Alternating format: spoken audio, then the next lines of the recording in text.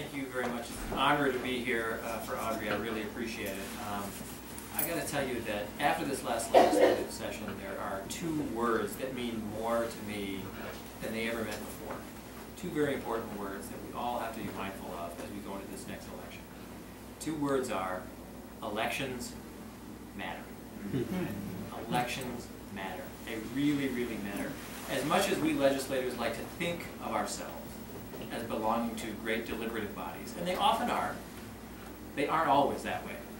And some of the outcomes that we saw this session were unfortunately preordained right as the dust settled on election night in 2010. Sure, there were debates and there were hearings, but we all knew what the outcome was going to be. We all knew what the results were going to be. And that was because the House and Senate are now populated by, as Representative Benson said, a really new and disturbing strain of conservatism.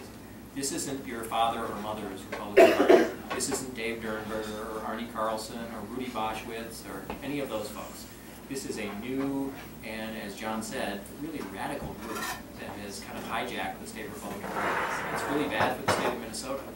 And that's why we need people like Audrey in there. We need someone who is a problem solver, not a politician. She clearly is. Whether you know her or even don't know her that well, know that she pays attention to detail. She's focused. She has a sense of fair play, and she has just a really good head on her shoulders.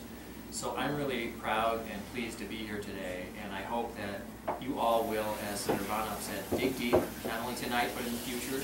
Don't be surprised if you get another something or two in the mail asking you to dig just a little more deeply, but that's what campaigns are all about, and that's what it's going to take, and that's why it really, really matters that we elect good people to office. Elections matter, and this one matters in particular. And so I really ask you all today, if nothing else when you leave here, I hope you'll want to help out even more, whether that's on a door knock, or writing another small supplemental check, or whispering to your friends and neighbors, or doing whatever you can to make sure that Audrey gets to the legislature, because Minnesota deserves someone like Audrey serving us. So thanks.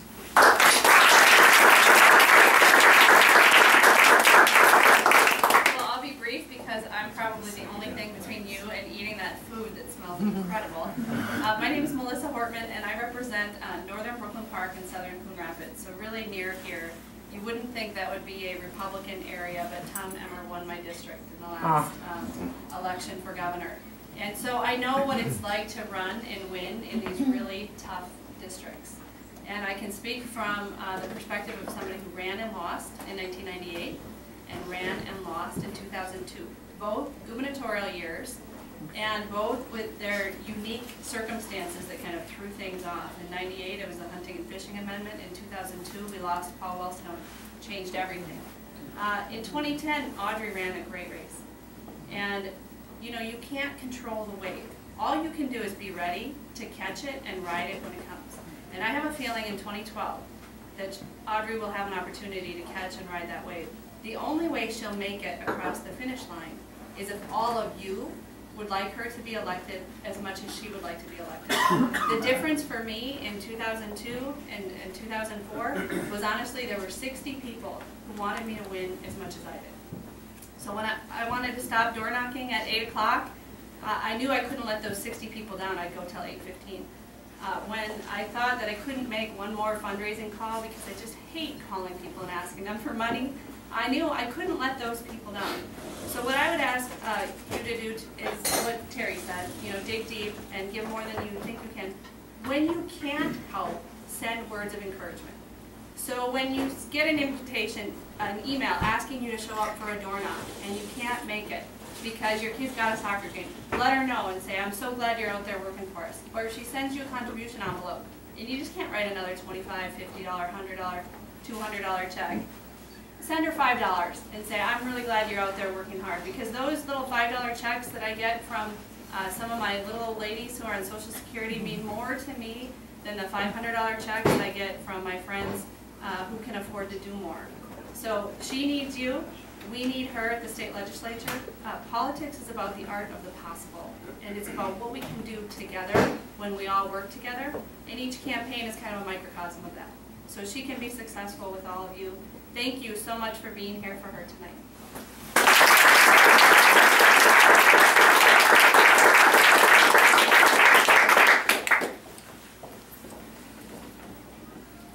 Before introducing our next speaker, there are some others I'd like to recognize.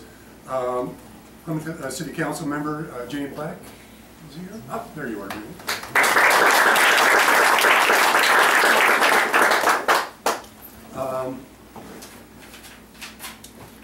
Next, I'd like to introduce Jeff and Lori Wilford. They become nationally recognized speakers on equal rights and have testified before the Minnesota Senate and House committees, speaking eloquently against the marriage amendment.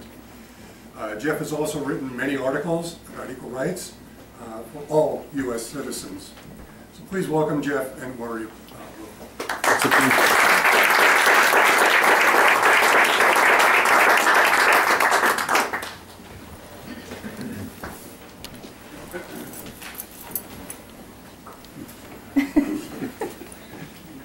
This is my wife, Lori. I don't have prepared remarks. I just want to make a couple of things. And actually seeing Steve and stuff tonight rips open some sentiments from last spring. We lost our son this last February in Afghanistan. To the best of our knowledge, Andrew was the first openly gay to this company to which he served, soldier to die after the repeal of the EADT. On February 26th of this year, had he done a Google search on our name, he would have found many things. Since the 27th, when we lost our son, we've thrown ourselves into this fight, largely because the Republicans brought forth the marriage amendment. Our son believed deeply and strongly in the Constitution. All soldiers take an oath to the Constitution.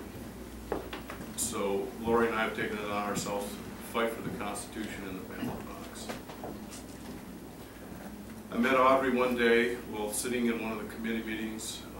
There was applause and I think even some snickering, and I forget who it was. It sounded the gavel, and the congressional aide hushed the crowd, and because of my grade school upbringing, flashback at her, and she vigorously came up the aisle. And anyways, Audrey turns around and hands me her card. I was sure she was a lawyer at that point. That's when I met Audrey. We've had a chance to converse a few times since then. I think she's a woman of integrity. And she also came out of St. Benedict's, which my wife also attended. It's obvious that they're pushing a social agenda. We didn't get any jobs out of these guys. The unions are riled up. The teachers are riled up. The citizenry is riled up. I think this would be a really good time for the women in the state of Minnesota to bring up the issue of the ERA and push it in their face. If people are going to vote, let's vote on women's rights. I think this would be a great way to harass the Republican Party in the next year. I'm not part of the political establishment. I'm neither a member of the GOP or the Democratic Party. I'm just a regular old guy. Paid a hell of a price. Got nothing else to say.